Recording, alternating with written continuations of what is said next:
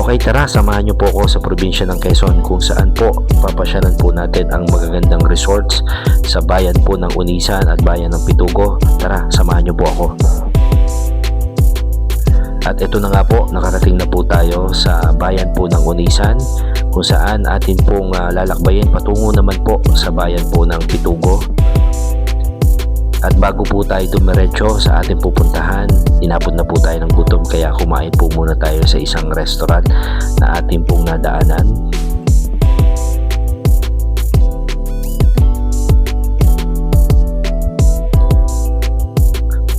Pagkatapos pong kumain, nagpatuloy po tayo sa ating paglalakbay at ang ating una pong destinasyon ay sa bayan po ng Pitugo at pupuntahan po natin yung ating nakitang resort na ang pangalan po ay Sabana Beach. At ito na nga po na narating na po natin yung Sabana Beach. Nakita na po natin yung napapanood natin sa social media na daan ng tulay bago po natin marating yung mismo pong kanilang resort. So may mga katabi po itong resorts pero ito po yung pinakadaan patungo po sa Sabana Beach. Ano po? So expected na po natin to kasi ito na po yung mga napapanood natin sa ilang mga content creators na ating pong nasaksihan at nakita kung saan po nakita natin na talaga pong dito po sila dumadaan patungo po sa Sabana Beach. So again, ito po medyo makipot po yung daan, hindi po kasya yung sasakyan kahit po siguro yung motor. Bawal pong itawid dito, talagang tao lamang po ang pwedeng makadaan po dito sa tulay na ito.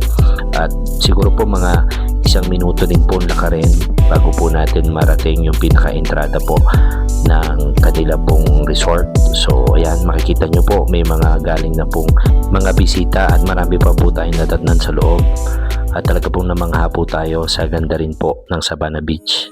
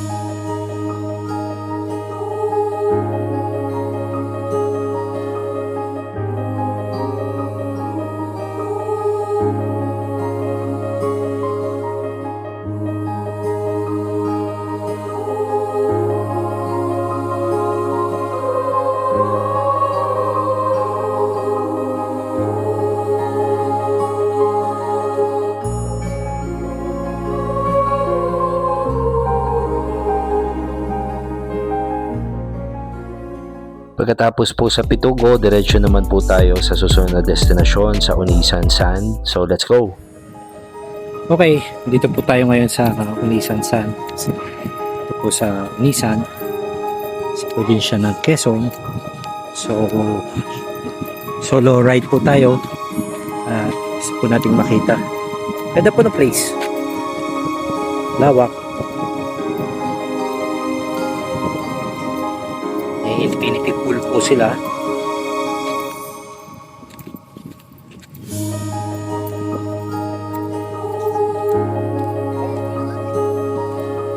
Tawa lang po sa inyo yung dagat.